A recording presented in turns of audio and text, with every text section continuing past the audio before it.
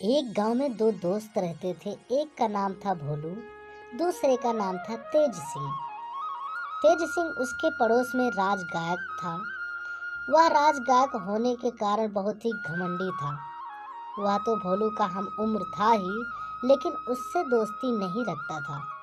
वो जब सुबह सुबह गाने का अभ्यास किया करता था, तो भोलू के कानों में जब उसके सुरीले गानों के बोल पड़ते, तो उसका दिल किया करता कि वो भी गाए, लेकिन उसे गाना नहीं आता था।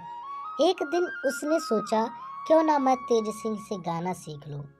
जब भी मैं उदास होऊंगा, गाना गाकर मन बहला लिया करूंगा।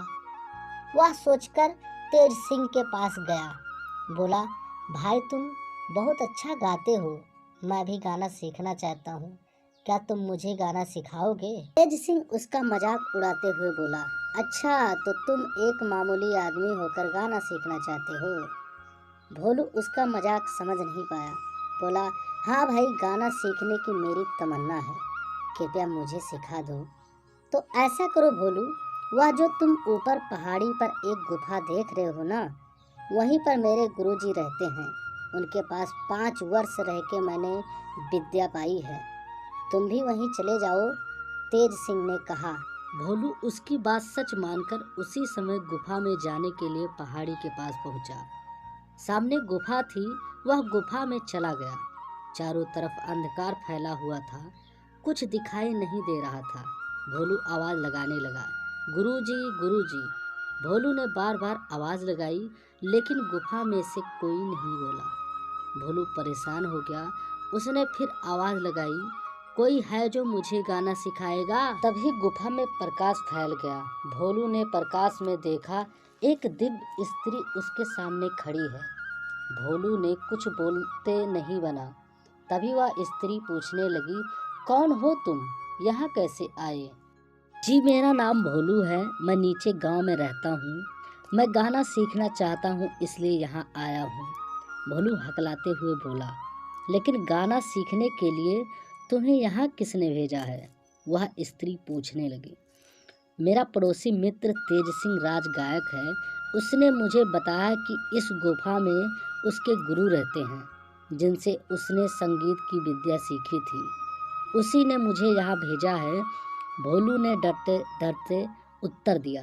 वह स्त्री बोली, अच्छा तुम्हारे मित्र ने तुम्हें गाना सीखने के लिए यहाँ भेजा है? जी हाँ, लेकिन आप कौन हैं? गुरुजी कहाँ हैं? हिम्मत जुटाकर भोलू ने पूछा। तुम मुझे ही अपना गुरु समझ लो, मैं तुम्हें गाना सिखाऊंगी, वह स्त्री बोली। तो आप संगीत की देवी हैं, मेरा प्रणाम स्वीकार करें देवी। देवी भोलू को 1 महीने संगीत सिखाकर बोलती है कि भोलू, अब तुम विद्या तुम्हें मिल चुकी है, अब तुम बहुत अच्छे तरीके से सीख गए हो, अब तुम जाओ, अब तुम्हें यहाँ आने की कोई ज़रूरत नहीं है। फिर भोलू वहाँ से चला जाता है। भोलू गुफा से बाहर आ गया, अपनी आवाज़ को परखने के लिए गुनगुनाने लगा। उसे लगा कि वह अच्छा गा रहा है। उसका हौसला बढ़ा, वह खुलकर गाने लगा। गाना गाते गाते वह अपने घर जा पहुंचा। भोलू अपनी मधुर आवाज़ में गाना गाते हुए तेज सिंह के घर पहुंचा और तेज सिंह को धन्यवाद बोलने लगा। बोला कि बहुत बहुत धन्यवाद, आपने मुझे जिस पहाड़ी पर भेजा था, वहाँ पे मैंने बहुत ही अच्छे तरीके से गाना को सीख लिया। तेज सिंह कुछ समझ नहीं पाया। वो बोलने लगा कि मैं तो इसको बुद्धू बनाकर भेजा था। हैरानी से पूछने लगा, मैंने तुम्हें कौन सी जगह बताई थी?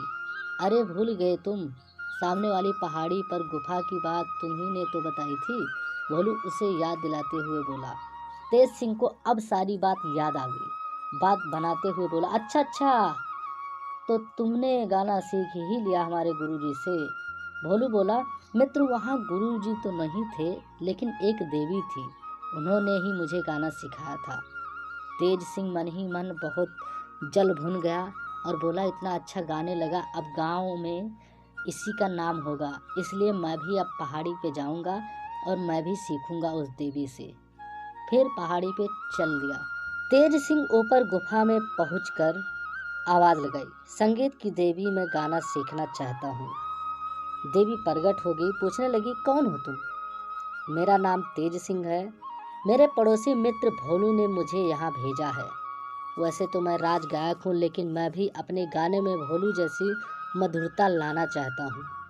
आप मेरी आवाज़ को वैसे ही मीठी बना दीजिए। तेज सिंह जल्दी से बोला। देवी समझ गई तेज सिंह वही है जिसने भोलू को धोखा दिया था। वह बोली, तेज सिंह, तुम्हारी आवाज़ में तो भोलू जैसी मिठास आ ही नहीं सकती। तुम्हारे मन में तो छल कपट भरा हुआ है। मन साफ हो तभी आवाज़ भी मधुर होती है। तुम्हें तो मैं भोलू को धोखा देने के अपराध में दंड देती हूँ कि जो संगीत में तुमने इतना वर्ष लगाकर मेहनत से सीखा है वह भी तुम भूल जाओ। यह कहकर देवी गायब हो गई। तेज सिंह घबराकर गुफा से बाहर आ गया। उसने गला खखार कर गाना चाहा, लेकिन वह क्या उससे गाना ही नहीं जा रहा था। एकदम बेसुरी आवाज़ निकल रही थी। वह रोता रोता भोलू के पास पहुंचा, उसको सारी बात बता दी। भोलू से शर्मिंदा होकर माफ़ी मांगने लगा। बोला, अरे दोस्ती में कैसी माफ़ी? माफ़ी तो हम चलकर देवी से मांगते हैं, वह बहुत दयालु हैं, तुम्हें ज़रूर माफ़ करेंगी। वो दोनों फिर गुफा में पहुंचकर आवाज़ लगाई। देवी आई और उसको बोलती हैं, इसने बहुत गलत किया, मैं इसको माफ़ नहीं करूंगी। भोलू ने बहुत माफ़ी मांगी, फिर उसको माफ़ कर दिया। फिर पहले जैसी आवाज़ हो गई और आज भोलू और तेज सिंह बहुत अच्छे दोस्त हैं।